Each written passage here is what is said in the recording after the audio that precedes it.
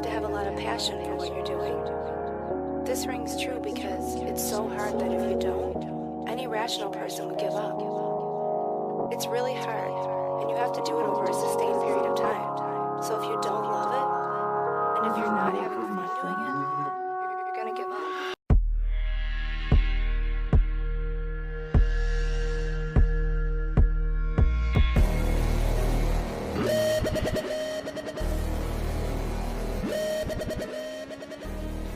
So welcome again to another episode of Jonsuntitledpod, a partner of MoshPitNation.com.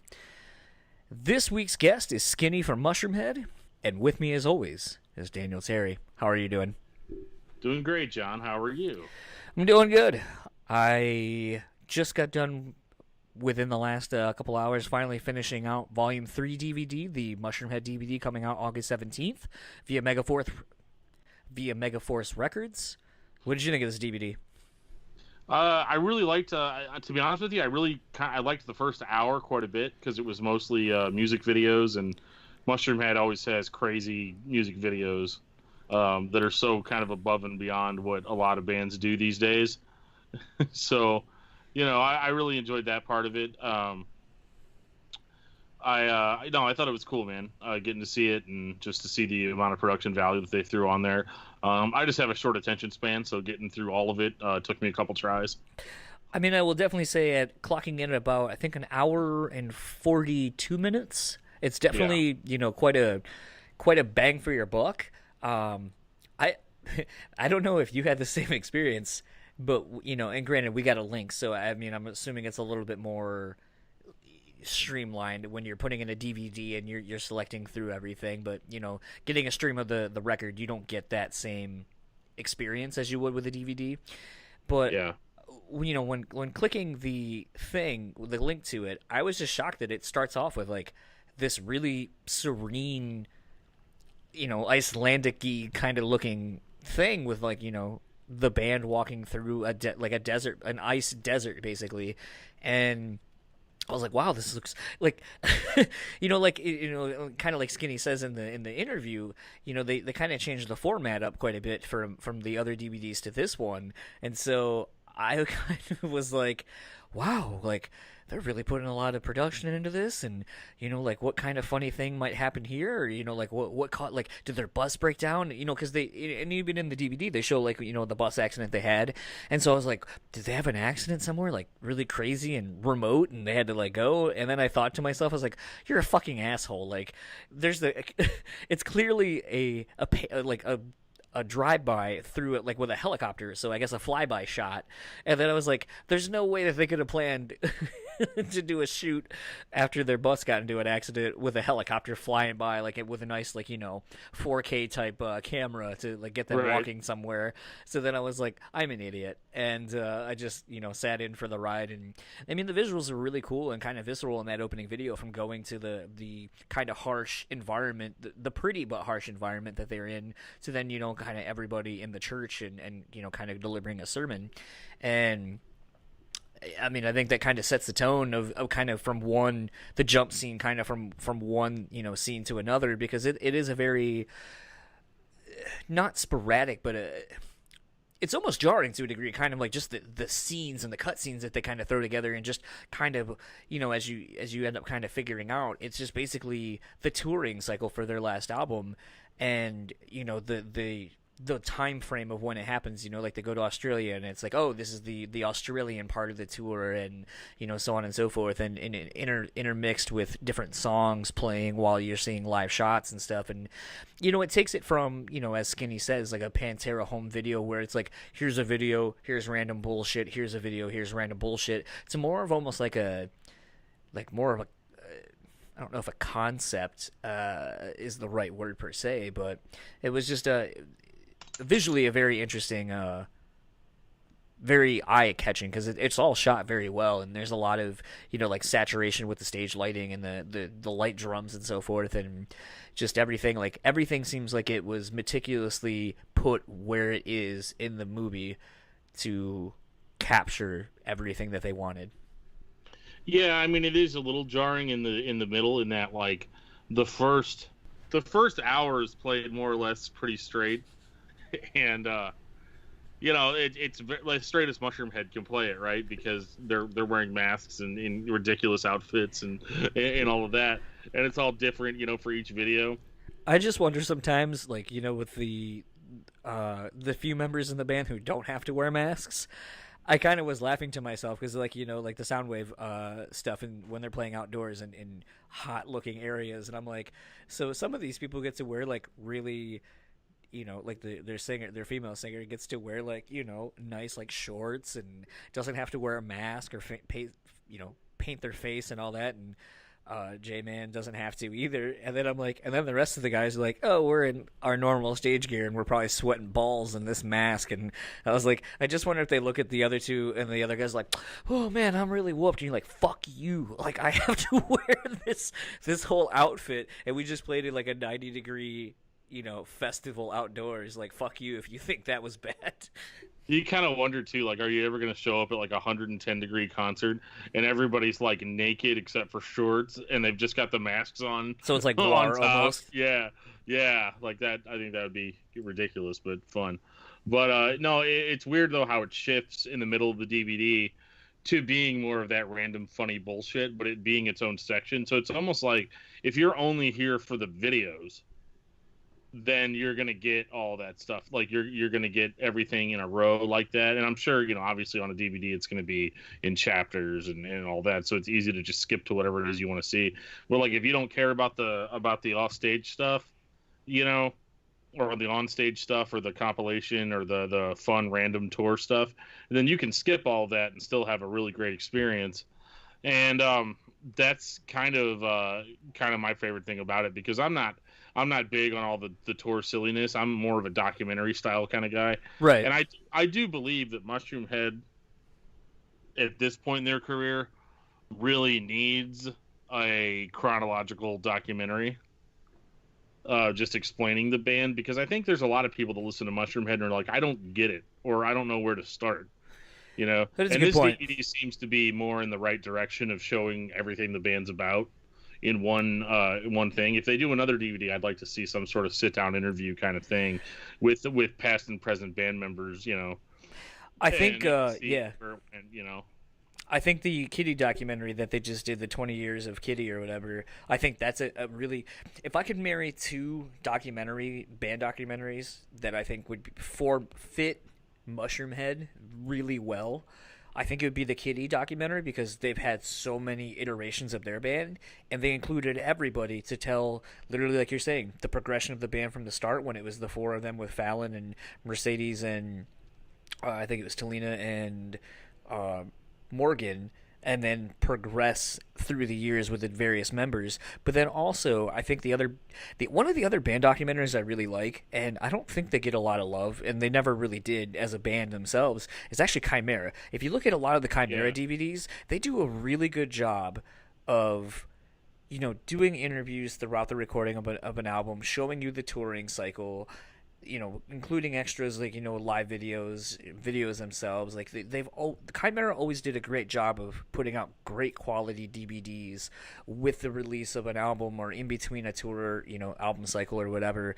And very much like the band, I just don't think that they got a lot of love or a lot of credit for what they were able to accomplish in those, because the Impossibility of Reason DVD that they put out, there is some really awkward shit on that, and it was one of the first times I ever saw a band be so brutally honest about the inner problems that band had, and it gave me a lot more respect for that band, and a lot more of the inner workings of like, well, our drummer just fucking quit, and fuck this dude because all these things, and well, we're really strapped, so we ended up getting this guy, and then in the last 20 minutes of the DVD where everything seemed to go good, and it's like, well, this guy wasn't a good pick, and I guess we kind of learned that maybe we shouldn't just go, we should have taken more time. However, we had no time, so this person is no longer in the band. We just got this guy, and everything seems to be good, but and it kind of sets up like when you get to the next DVD, and that's kind of the thing for me with the other Mushroomhead DVDs is because they feel so much like the Pantera home videos, and Skinny says that, is it just kind of feels like when the next one comes, you just expect more of the same. Whereas like with those Chimera DVDs, it feels like a movie, like a like a trilogy or whatever, where it's like when the one's done, you're like, oh man, I wonder what happens next. And you forget that it's a band, so it's like they have to record the new record, they have to tour, they have to do all these things. But because of the real life circumstances that are in it, you're just like, oh shit, like I feel like I'm watching a movie even though it's a documentary. This shit really happens. Because it's almost like one of those things where it's like it doesn't necessarily feel scripted, but there's so much drama and bullshit and like real life things that happen that you're like, someone had to have written this. You know what I mean? Right, yeah. Yeah, it's like you can't make this shit up, some of it. And, I agree with you on those Chimera DVDs. Those are some of the most eye-opening. Like, if you want to know what it's like on the daily to be in a band, like, I mean, that's it. And it's not always pretty, know.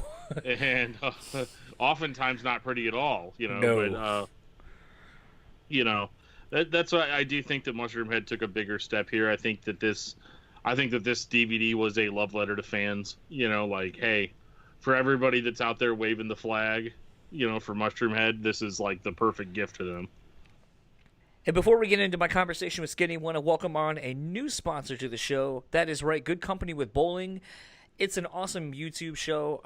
Dan, have you seen it? I know he sponsors our mutual friend and Talk To Me podcast. Have you checked out any of his interviews? Yeah, his interviews are pro, dude. Like, I'm talking like, it's not million, I always throw out the word $1 million studio. I mean, obviously it's probably not that, but you know what I'm saying? Like, it's very professional, almost like old school MTV interviews, but with way more substance. It was funny when I was telling a friend of mine that, I had a new show sponsor.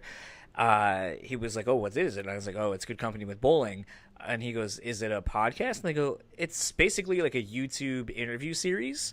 And he goes, well, who else been on? And I was like, oh, well, like he's all, I just had Lejean on. He's had Lejean and Clint from Seven Dust. I know he just recently did Eddie Trunk, which kind of jealous because I mean that's like one of the music podcast godfathers, kind of. And the big one obviously that I've heard about, and when you watch it, you're just like, well, no wonder this is the one everyone's talking about. But is Head from Korn, and he goes, well, isn't it weird that you're basically like supporting someone who's like your direct competition? And I go, no, like, dude, when you watch these videos, they are just disgustingly awesome, like looking. Like I go, the shit I throw on YouTube is like, oh, here's like the Happy Meal version. It's cost you $1 or something. But then it's like, oh, well, I went to this nice gourmet burger place and I had like a $20 Kobe beef burger, and like that's kind of how I related to it because I'm a fatty and I like food. But Good Company with Bowling. What can I say about it? It's if you like great in-depth music interviews where you can hear about each album in chronological order and what the artist experienced in making these albums and what they put into making these albums that you have grown to love. I don't know how you can't like his interview series. Like it's just honestly so good. And I mean, we talk about the interviews with Clinton Lejean from Seven Dust and Eddie Trunk and Head from Korn, and I mean, the crazy thing is like, I've read those Korn books, or the books that Head wrote, and, I felt like I thought I knew a lot about the time period between when he left Korn to him rejoining. But, I mean, it's like, in that interview, it's like you just get this intangible that even in the guy's own words in a book, you just don't get. And to me, like, that's what I really enjoy about Scott Bowling's show, Good Company with Bowling. And like you said, it's just, the production of it's produced so well. And I mean, if you want basically, if you want a good interview series where like you get to watch the person interviewing the person that you are there to see and not have it look sloppy, not have it look shitty, like I can't really think of anybody else doing it better, honestly. Well, yeah, and just to talk about the competition thing here real quick, there's always this perceived thing that just because we're a podcast that does interviews and he's a webcast that does interviews, that doesn't necessarily make competition. Like, especially for me coming on this show as co-host, I'm still kind of new to interviewing people. Like, I'm a guy that is used to just talking shit about records and not having to listen to anybody else's thoughts on them, and, but, like a lot of these shows that they're, supposedly competition for what we're doing. I mean, I'm listening to all those shows and trying to get tips and, and ideas and stuff. And so that's a really good place to start if you're new to interviewing. The Good Company with Bowling, man, that is one of the best places to start to have real conversations with people instead of just reading them a list of questions. So if you would also like to keep up with everything going on with Scott and the Good Company with Bowling show, you can find him on Facebook at Good Company with Bowling. You can follow him on Instagram at Scott Good Company, and you can also go to the website at www.scottgoodcompany.com. You know, like you said, it's really, if you are a podcaster or someone who wants to do interviews, I definitely think you can learn a lot by Scott Bowling. And if you don't learn anything other than this one fact, it's put the fucking work in, because that dude put so much time, effort, and energy into that webcast, and it fucking shows. So again, thank you to Scott Bowling for sponsoring this podcast. So if you want to see basically a way better version of this, and with so much production value into it, please go check out our sponsor, Good Company with Bowling. You will not be disappointed. And I just want to thank Scott for coming on to sponsor this podcast and this little Thomas the Tank Engine train that could. Because honestly, I should probably be giving him money to plug our little thing. But very excited and proud to have him on as a sponsor. And go check him out. And with that, we are going to get into our conversation with Skinny from Mushroomhead, and we will talk to you when we're done.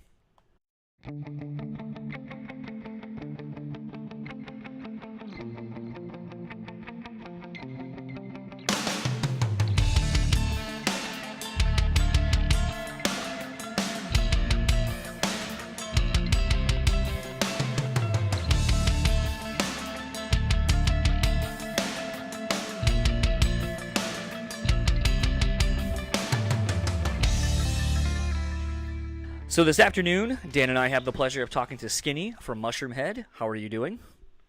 Excellent. Thanks for taking the time. Not a problem. So we are here to talk about the new DVD. Let me see. I want to make sure I have the right title for it. I believe it's Volume 3. I was going to say, I believe it's just called Volume 3, but I want to make sure there's no extra thing on the end of it. Yeah. No, we didn't get clever with it. The first ones were just straight up Volume 1 and 2. So we figured, we should call this one 3 instead of jumping to 4. We're going to make sense out of it. I think it'd be funnier if you just went straight to like 10 and people are like, did I miss something? seven different volumes. Volume 4.5. There you go. You never know. You might see a 3.5. Well, actually, threw away so much stuff. I was going to say, Jackass did that, actually. For in between everything, they'd always put out the half, and it was full of the extra shit. Yeah, you're right. I wonder, maybe... Big fan of that stuff. And kind of looking at everything, it kind of seems like... I kind of liked... It took me a little bit to figure out what the format was for this documentary, because it's very... It reminded me kind of the CKY Chopped and Screwed thing, where it's just literally a bunch of tour footage thrown together, and then music videos and so forth. And then I kind of realized it was literally whatever the tour was. Like, so it's like if you were over in, I think it was Australia for Soundwave. Okay, here's the Australian tour. Here's, I remember kind of having the aha moment with Dan where I was like, oh, I figured it out. It's the tours themselves, like in the succession. It's pretty much what we tried to do on this one was just get that entire album cycle. So the only song that has a video, and it's a live one, is the song One More Day from the album 13. Everything else is straight off the Righteous and the Butterfly. So all the slow-mo stuff that's in between the videos, that all has remixes of songs off of Righteous and the Butterfly. So it's all really self-contained into that album cycle, whether, like you said, it's the live stuff or remixes or the actual, album songs. And some of them are complete mixes of those songs as well, like the video for We Are the Truth. That's a completely different mix of that song. Right. It's a different version altogether.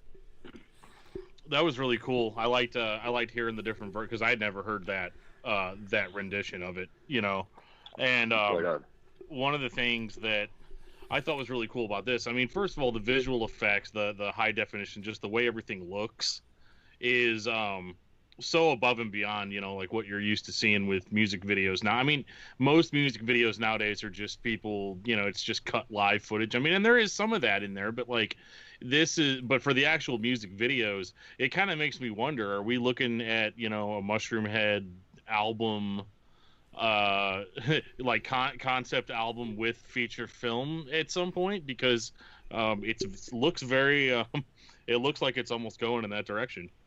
Yeah, it's funny you say that, because after working on, we worked on this thing pretty hard over the last 3 years between the touring and making the videos and just getting it to look right. I had a lot of help with some guys out of Cleveland as far as with the camera work, Monoblock Studios, Andrew Spurk and Josh Apple.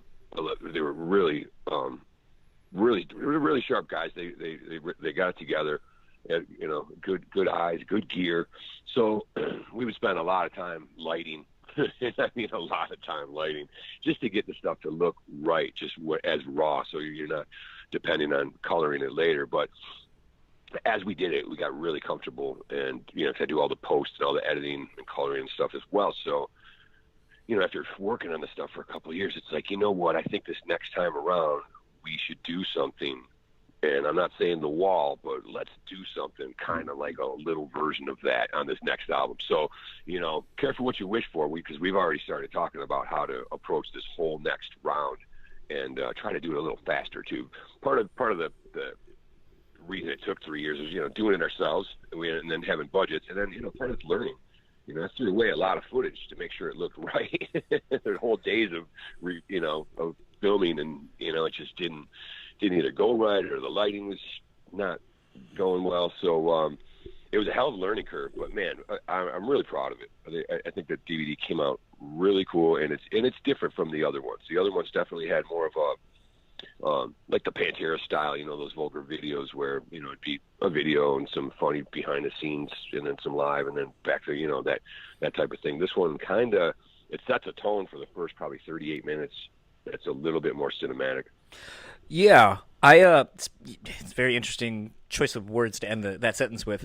I kind of had wondered, with so much of the theatrics that go into your live show that you present in the DVD, and the costumes and everything else that you put into your visuals of the band, and kind of piggybacking off of Dan's question, have you thought of maybe doing like a rock opera of sorts?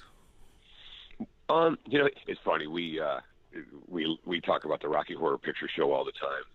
Somebody compared the whole Mushroomhead thing to like a heavy metal Blue Man meets Mortal Kombat. And I was like, you know what, that's pretty good actually, because it is, at the end of the day, I think it is all about the entertainment, and being able to have something else besides just some songs. And that's where we're very fortunate that people ended up liking what we do, because we're artists, so we're going to make this stuff either way.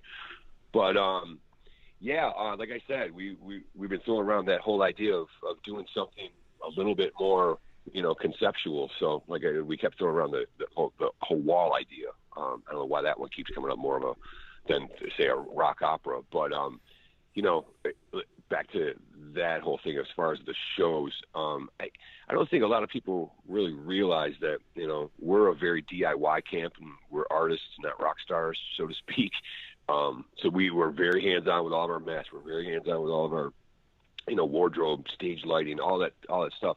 I think this will give, if you're not a huge fan of the band or you don't really know a lot about it, by watching this DVD, I think you'll get another perspective of what it is that we do. We're not just, banging away at making metal music, although, God bless it, that's my favorite part. Right, that's an added bonus. Right. One of the things that I noticed about the Evil Dead tribute, so I'm watching it, earlier I'm talking about how, it's everything looks so good, it's so high definition. And so I'm watching this tribute to Evil Dead, with one of my favorite bands basically playing the soundtrack, but not just playing the soundtrack, but like participating in, in the events. And I was like, man, is the production value on this actually better than the limited budget that they had when they made Evil Dead and Evil Dead 2? We definitely spent some time and money on that. Another fun fact that a lot of people aren't getting on this video, that the four people in the cabin are the actual singers of the song. Those are the band members. Everyone's got Jay growing his beard, and Waylon's wearing a silly wig. Jackie's wearing a dark wig. Jeff just kind of looked like Jeff, but a lot of people miss that whole fact. I know some people said, "Oh, you know, who are the actors and this and that." I noticed some chatter online about it, and I can't believe like people missed it. And then someone pointed out, "Well, you guys do wear masks, so no one really knows what you look like." I'm like, "Well, all right, fair enough." It's just a fun fact that people don't really notice right away that, you know, the singers are the actual ones that get to turn on each other, and they are the actors. It's pretty cool little side thing there. Yeah, no, that's cool. You guys probably save money on hiring actors in that regard too. You're in the band, you work for the band. Now put on this makeup, you know, and that's not something that's not something that they're not used to hearing. Yeah, no, that one was a lot of fun to film. It took forever and to get it to look right, but once we started putting it together, we did end up throwing away, you know, almost 2 whole days of shooting that stuff. But I mean, that was shot over the course of, I want to say 4 days in 2 different locations too. So, a lot of work. But again, I'm really, really happy with the end result. You know, speaking to, you know, a lot of the work and people not realizing that the vocalists of the song were the people in the video, I think that speaks to the anonymity that the band has, you know, with this mask you wear and so forth. Something I've kind of wondered, and I maybe blame listening to too much Eddie Trunk podcast for this, but the fact that, you know, there are bands, legacy bands out there, and I mean, you guys are, what, 25 years into your career at this point? Yeah, October 23rd, we were hitting 25. So, I mean, at that point, you know, it's safe to say you guys are a legacy band as well with the time that you've put in. And, you know, you look to a band like Foreigner, who basically doesn't have any original members, and they're actively touring. They're, you know, I mean, granted, they might be doing the casino circuit, but whatever. But, I mean, they're still actively touring. People still pay to go see that band.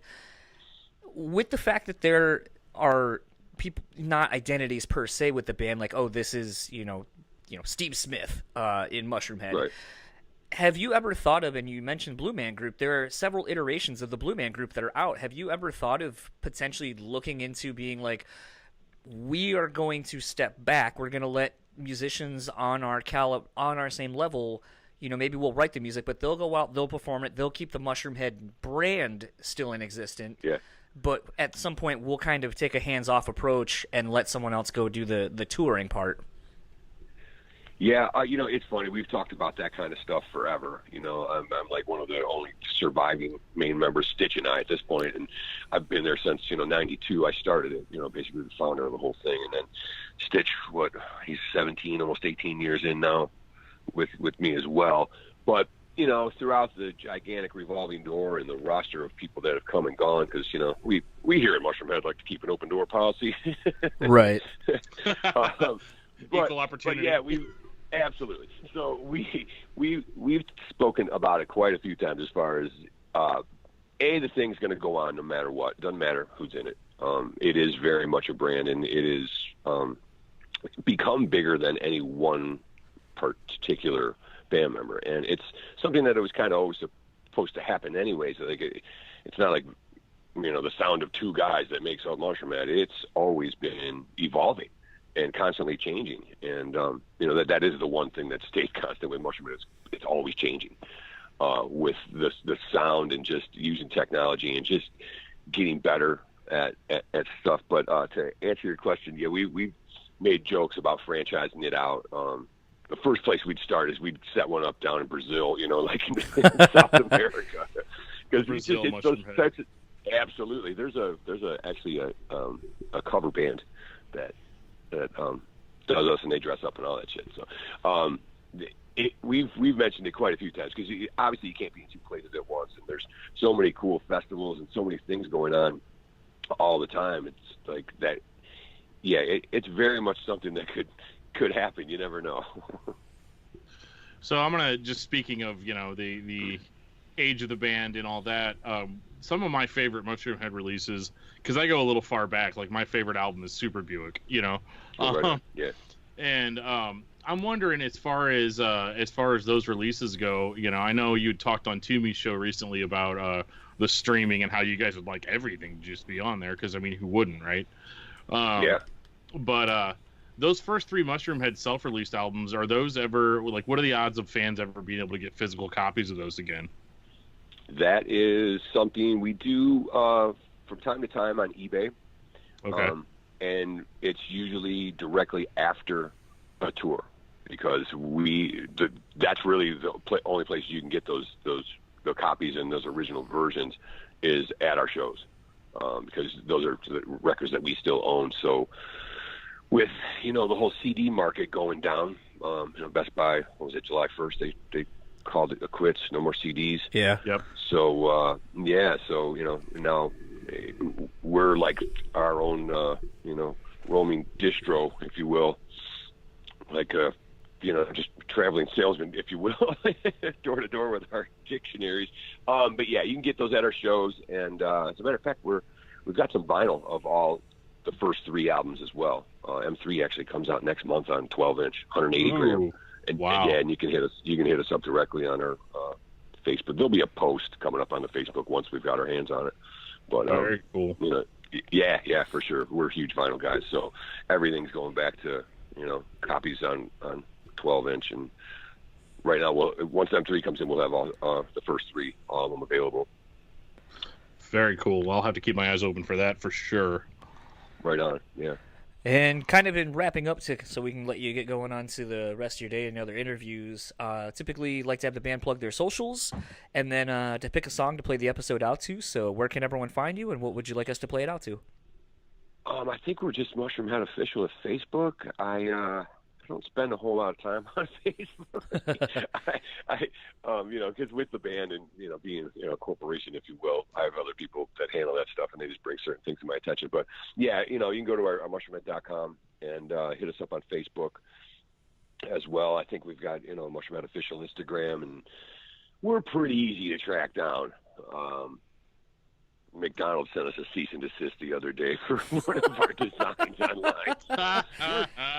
We're pretty easy to find. Yeah, we got it. We had a Mick Mushroomhead shirt, with the golden arches and the logo. Meanwhile, Max Sabbath.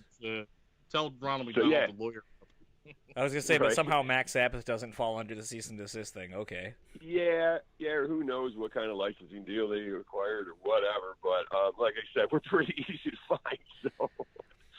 Just get online and check out .com, and it'll usually direct you in any which way to go if you want to find out more about Mushroomhead. And then obviously we've got August 17th that Volume 3 hits the streets, and I know it's pre-orders available on Amazon right now.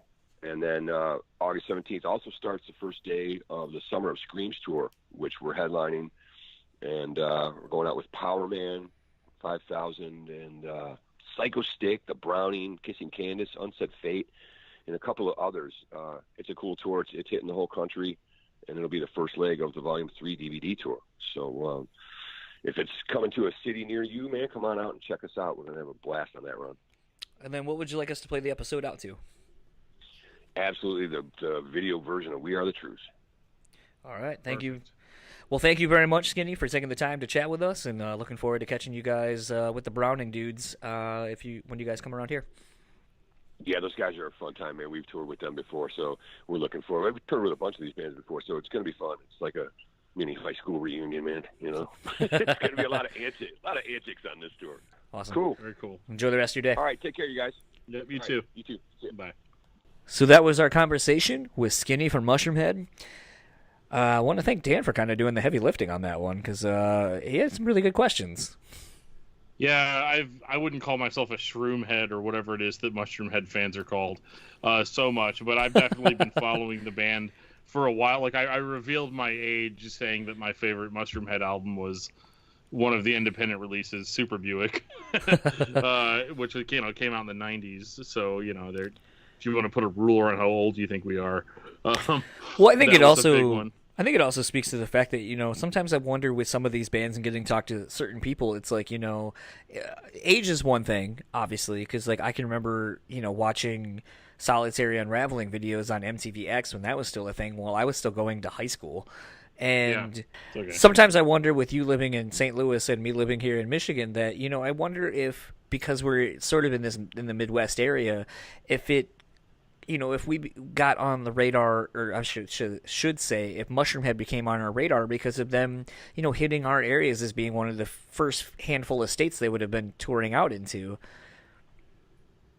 Yeah, I mean, even here in St. Louis, they've got a pretty big following, and we're a town that's a little bit behind the times as far as like they're all still but I mean, they're all still rocking the Double X or XX or whatever album it was. They came out before 13.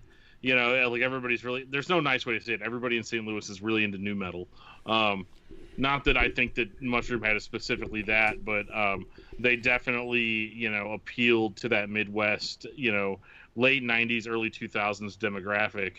And I think it's people like us in St. Louis, too, that have kind of just kept waving that torch, throughout. But, yeah, like we probably in the Midwest were kind of the first market to hit. And a band because even in the Midwest, like I said, people are a little bit more backwater in places, not so much in the major cities, but in places. Like I live probably 40 minutes south of St. Louis, and so we're definitely the Midwestern place. So you get to be that kid in the late 90s, early 2000s wearing this shirt that's got a face on it with X's for eyes, and in the back it says Mushroomhead. Like they were a big hit down here. I guess is what I'm trying to say. And they were probably, that's where they built the fan base. They got those grassroots movements going. Because I mean, before that, they were in Cleveland forever.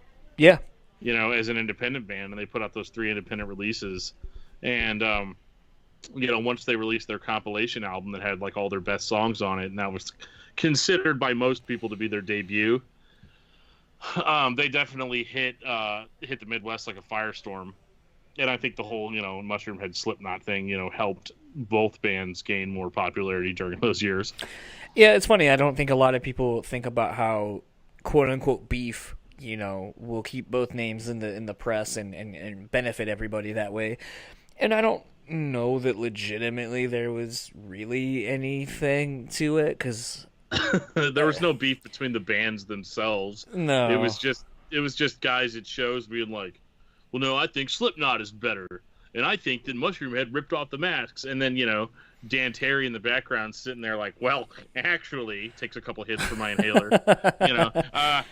Actually, Mushroomhead's been around since the early 90s in Cleveland and was doing the mask thing way before. So if anything, Slipknot ripped off of anything.